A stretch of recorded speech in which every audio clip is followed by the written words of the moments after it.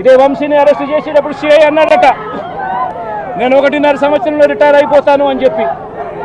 Retire అయిపోయినా కూడా సప్త సముద్రాల అవతల ఉన్నా కూడా మొత్తం అందరినీ కూడా పిలిపిస్తామని చెప్పి కూడా ఈ సందర్భంగా చెప్తా ఉన్నా. చట్టం ముందు నిలబడేట్టుగా చేస్తాం, బట్టలు ఊడదీస్తాం, న్యాయం జరిగేట్టుగా చేస్తాం అని ప్రతి ఒక్కరికి కూడా తెలియజేస్తా ఉన్నాం. ఈ మాదిరిగా అన్యాయం చేయడం మొదలు పెడితే మాత్రం ఖచ్చితంగా ప్రజలు దేవుడు ఇద్దరు కూడా వీళ్ళను శిక్షించే కార్యక్రమం ఖచ్చితంగా జరుగుతుందని చెప్పి సందర్భంగా మరొక్కసారి వీళ్ళందరికీ కూడా చెప్తా ఉన్నాం. ఇందిరమ్మ రాజ్యం అంటే ఏందో, ఇందిరమ్మ రాజ్యం అంటే ఏంటిది? ఎమర్జెన్సీ రాజ్యం, పోలీసుల రాజ్యం, అణిచివేత రాజ్యం. సోషల్ మీడియాలో ఒక పోస్ట్ పెడితే పోలీసుడు ఫోన్ చేస్తాడు, వాడిని దొంగలు వాడు ఇడిచిపెట్టిండు పోలీసుడు. బీఆర్ఎస్ వాళ్ళు ఎంబడి వాడుడే నేర్చుకున్నాడు, పోస్ట్ పెట్టగానే ఫోన్. నేను ఒక్కటే మాటిస్తున్నా మీకు, నేను కేసీఆర్ గారు అంత మంచోని కాదు. మళ్ళా మన టైం వస్తుంది, మళ్ళా బరాబర్ మన టైం వస్తుంది. వచ్చినాక పేర్లు రాసి పెట్టుండ్రి, ఒక్కొక్కరిని ఏమేం చేయాలో అని చేద్దాం, వదిలిపెట్టే సమస్య లేదు. దబ్బన కొంతమంది అనుకుంటారు మేము రిటైర్ అవుతాం, ఇంటికి పోతాం, మమ్మల్ని ఏం బిక్తారు అనుకుంటున్నాము. రిటైర్ అయ్యి వేరే దేశానికి పోయినా రప్పించి తప్పకుండా అన్ని లెక్కలు సెటిల్ చేస్తాం, హిసాబ్ కితాబ్ మొత్తం చూస్తాం. గట్ల ఊకునే బాబత్ కాదు. ఇది వరకున్న కథ వేరు, ఇప్పుడున్న కథ వేరు. కానీ ఒకటి మాత్రం వాస్తవం, అన్యాయంలో భాగస్వాములు కావద్దండి.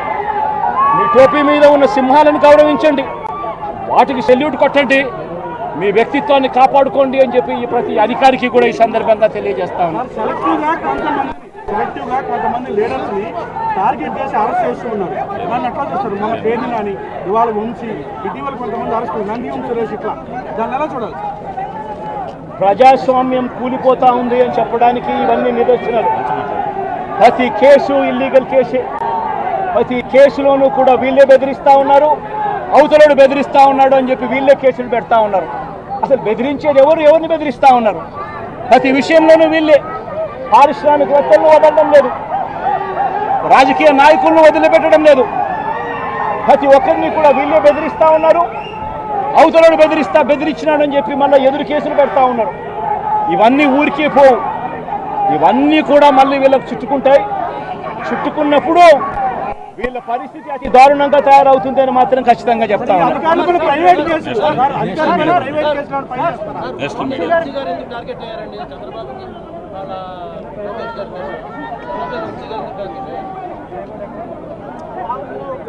వంశీని ఎందుకు టార్గెట్ చేస్తా ఉన్నారు అనేది చంద్రబాబు నాయుడు గారికి వంశీని చూస్తే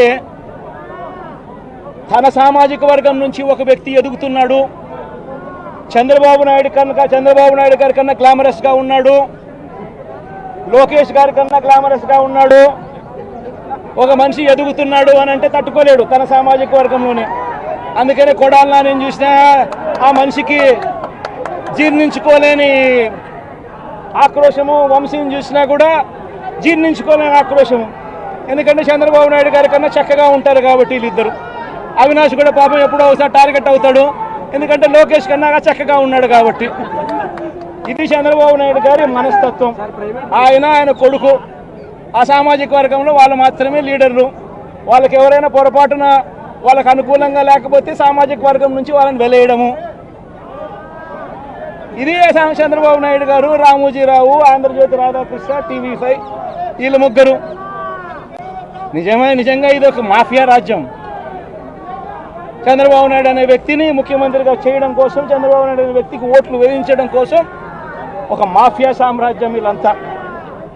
ఆ మాఫియా సామ్రాజ్యంలో ఎవరైనా చంద్రబాబు నాయుడు గారికి వ్యతిరేకంగా వాళ్ళ సామాజిక వర్గంలో ఈ అవినాష్ కానీ, నాని కానీ, వంశీ కానీ ఇలాంటి వాళ్ళు ఎవరైనా నిలబడితే, పాప మా శంకర్రావు కానీ, మా బ్రహ్మనాయుడు కానీ ఇటువంటి వాళ్ళు ఎవరైనా నిలబడితే అంతే, వాళ్ళ సామాజిక వర్గంలో తప్పు పుట్టారు, వాళ్ళ అన్యాయస్తులు అని వాళ్ళ మీద తప్పుడు కేసులు పెట్టడం, వాళ్ళ మీద ఇల్లీగల్ అరెస్ట్ చేయించడం, వాళ్ళ మీద బురద జల్లడం, వాళ్ళని troll చేయించడము,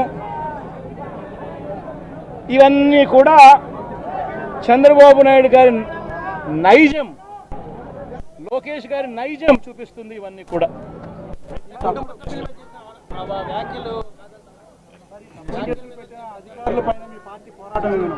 in fact a few words few words for the national media. Right కొత్త అడుగేద్దాం. సపరేట్గా ఉన్నారు.